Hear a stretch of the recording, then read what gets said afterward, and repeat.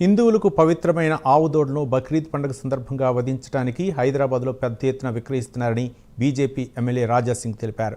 ఇది జంతు సంరక్షణ చట్టాలను ఉల్లంఘించడమేనని అన్నారు.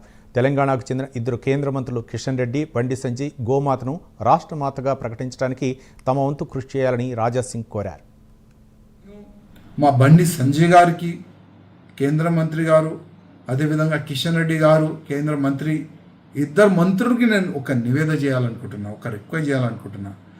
మీరు ఈ పార్లమెంట్ సెషన్లో గోమాతని రాష్ట్రీయ మాతగా ప్రకటించడానికి ఒక బిల్ పెట్టాలని మా ఇద్దరు మంత్రులకి నేను రిక్వెస్ట్ చేస్తున్నా. అదేవిధంగా ప్రత్యేకంగా మోదీ గారికి మీరు రిక్వెస్ట్ చేయండి.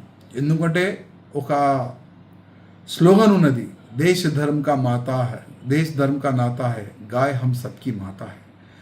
గాయని, ఆవుని మనం తల్లి అనుకుంటున్నాం, కానీ ఆ తల్లిని కాపాడడానికి మనకు అయితలేదు.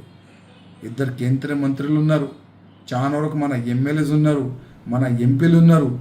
బీజేపీ పార్టీ అంటే హిందూ పార్టీ అంటారు.